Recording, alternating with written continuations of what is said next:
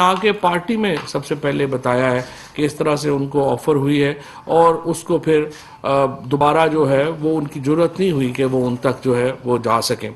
یہیں پر میں سمجھتا ہوں کہ تحریک انصاف نے 3.5 سالوں میں جو پاکستان کا ایک کریکشن کورس کیا ہے، جو اصلاحات کا ایک معاملہ جو ہے وہ ہم لے کر کے آئے ہیں، جس میں آپ دیکھیں کہ ہم نے پاکستان میں ایک انڈسٹریل ریولوشن، جو پاکستان میں جب تحریک انصاف کی حکومت نہیں آئی تھی تمام پاکستان کی ٹیکسٹائل بند پڑی تھی. آج الحمدللہ پاکستان سب سے اپنی تاریخ کی سب سے بڑی ٹیکسٹائل ایکسپورٹ کے اوپر کھڑا ہے. صحت کارڈ جیسا منصوبہ لا کے تحریک انصاف نے جو میڈیکل کے اخراجات تھے مڈل کلاس سے، وہ ان کی جو بجٹ تھا اس سے نکال لیا اور اتنا بڑا اس کا جو ہے وہ ایک فائدہ ہوا. آج پاکستان میں گھر بن رہے ہیں اور یہ تمام، اور ڈیمز بن رہے ہیں، کلائمیٹ چینج جو ہے وہ ہو رہی ہے. یہ تمام چیزیں ایک طرف، آج پہلی بار پاکستان کا شہری ایک جس طرح سے قائد اعظم محمد علی جناح نے ہندوستان میں ایک بین الاقوامی استعماری قوتوں کے خلاف لڑائی لڑی تھی اور ہندوستان کے اندر ایک جو متعصب ہندو ذہنیت کے خلاف لڑائی لڑی تھی. یہ چومکھی لڑائی تھی جو قائد اعظم محمد علی جناح نے لڑی. آج قائد اعظم محمد علی جناح ہی کے راستے کے اوپر وزیر اعظم عمران خان ایک چومکھی لڑائی لڑ رہے ہیں. ایک طرف پاکستان کے ہر فرد کی عزت، غیرت اور ہمارے پاسپورٹ کی انڈیپنڈنس کا، آزادی کا تعلق ہے، اور دوسری طرف وہ قوتیں ہیں جن کے پیسے باہر پڑے ہوئے ہیں. جب سے یہ فیصلہ ہوا ہے روس اور یوکرین جنگ کے بعد رشین اولیگارکس کی، جو رشین بڑے بڑے امیر لوگ تھے، ان کی جائیدادیں ضبط کرنے کا، جو دنیا میں جہاں پہ بھی پڑی ہوئی تھیں، آپ نے دیکھا ہوگا کہ کس طرح سے آصف زرداری، نواز شریف، شہباز شریف اور حتیٰ کہ کچھ ہمارے میڈیا کے مالکان بھی کس طرح سے ان کے منہ اتر گئے. آپ نے دیکھا کہ کس طرح سے وہ پریشان ہو گئے ہیں کہ خدا نخواستہ یہی کچھ ہمارے ساتھ بھی نہ ہو جائے. اور اس گھبراہٹ میں آپ دیکھ رہے ہیں کہ کس طریقے سے وزیر اعظم عمران خان کے خلاف اور تحریک انصاف کے خلاف ایک بڑی کیمپین بنانے کی کوشش جو ہے وہ کی گئی ہے. الحمدللہ عمران خان نے یہ بھی چومکھی لڑائی لڑی ہے. ایک طرف پاکستان کے آج اوورسیز کنونشن بھی ہو رہا ہے، یہاں پہ پوری دنیا سے اوورسیز پاکستانی یہاں پہ موجود ہیں، اور وہ آپ کو بتائیں گے کہ کس طرح سے عمران خان نے پاکستان کے پاسپورٹ کی عزت آج دنیا میں بحال کرائی ہے. آج پاکستان کو کسی بلاک کا حصہ نہیں دیکھا جاتا، پاکستان کو ایک آزاد فارن پالیسی کا حامل ملک دیکھا جاتا ہے. کسی کی جرت نہیں ہے کہ وہ پاکستان کو ڈکٹیٹ کرے کہ آپ وہاں پہ جائیں گے، اس کانفرنس میں آپ یہ کہیں گے، اس کانفرنس میں آپ وہ کہیں گے. یہ صرف وزیر اعظم عمران خان کی ایک پالیسی کا نتیجہ ہے کہ آج پورا پاکستانی، ہر پاکستانی جو ہے وہ فخر سے یہ کہہ سکتا ہے کہ ہم اپنے فیصلوں میں آزاد ہیں، اور اس کے لیے کوئی بھی قیمت ہو ہم دینے کو تیار ہیں.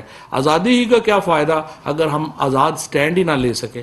اور یہی پرائم منسٹر نے اپنے ہر جو ان کا جو بھی جلسہ ہوا ہے، اس سے پہلے جو تمام تحریک انصاف کی جو پالیسی رکھی تھی وہ بھی ہم نے اسی کے اوپر رکھی تھی، آزادی کے اوپر رکھی تھی کہ آزادی کے اوپر جو ہے وہ ہم آگے جو ہے وہ جائیں گے اور آزادی کے اوپر ہی ہم آگے بڑھیں گے. کسی صورت میں پاکستان کی آزادی کو کمپرومائز نہیں کیا جا سکتا. اور ہم اس پہ شکریہ بھی ادا کرنا چاہتے ہیں اپنی جو زرداری صاحب ہیں، نواز شریف ہیں، فضل الرحمان صاحب ہیں. اگر وہ تحریک عدم اعتماد نہ لاتے تو ہماری پارٹی جو ہے وہ خود بھی تھوڑی لیک لسٹر ہو گئی تھی، تھوڑی سستیوں میں پڑ گئی تھی.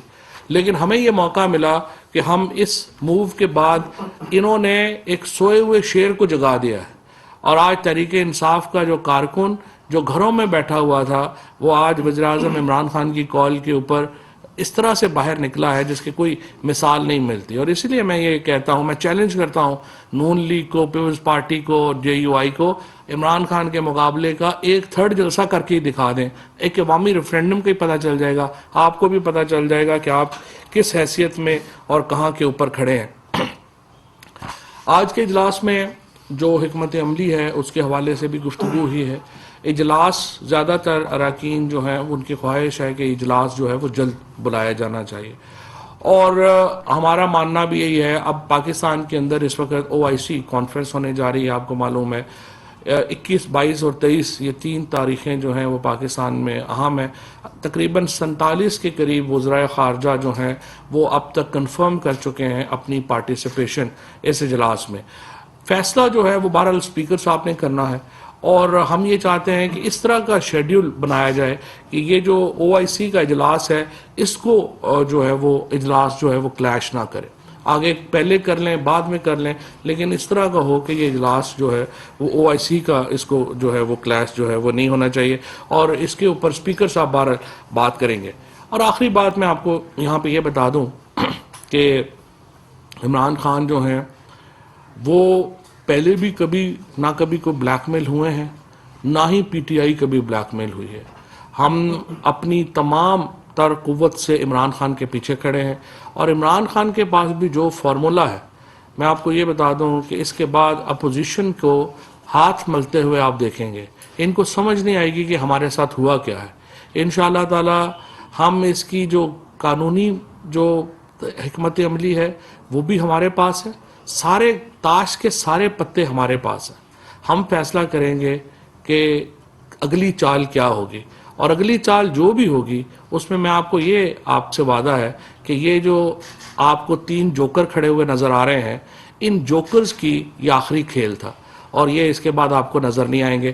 اب میں آپ کے سوالات کے جواب لوں گا. اس سے پہلے میں عامر کیانی صاحب سے گزارش کروں گا کہ جو پاکستان کی تاریخ کا سب سے بڑا جلسہ ہونے جا رہا ہے ڈی چوک میں، اس کا کچھ جو اس کی حیت ہے، نوعیت ہے، وہ ذرا لوگوں کے سامنے رکھ دیں، اور تاکہ لوگ اس کے مطابق جو ہے وہ آگے چل سکیں.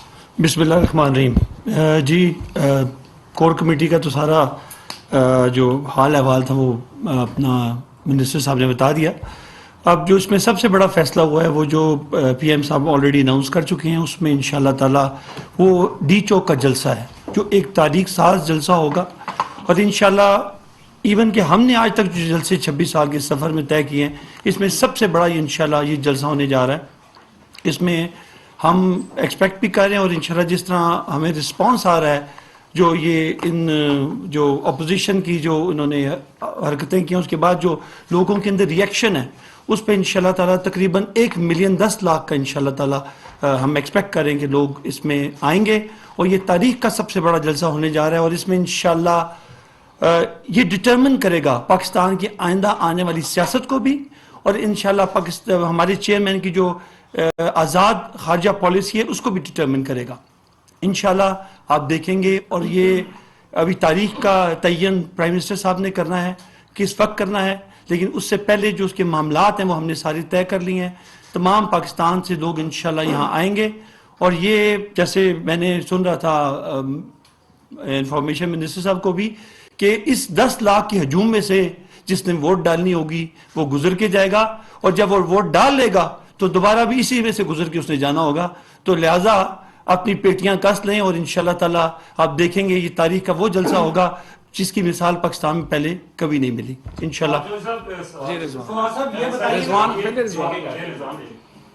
آپ آج بڑے کانفیڈنٹ نظر آ رہے ہیں، اور لگتا ہے کہ وہ جو وزیر اعظم کے پاس فارمولہ ہے وہ آپ تک بھی پہنچ گیا ہے. سر ایک تو اس وقت جو سچویشن ہے، ہر طرف جمود ہے، 4 دفعہ کابینہ کا اجلاس ملتوی ہو چکا ہے سر سنیں، اور ہر بندہ یہ سوال کر رہا ہے پورے ملک میں کہ ظاہر ہے کہ حکومت کا کیا مستقبل ہے.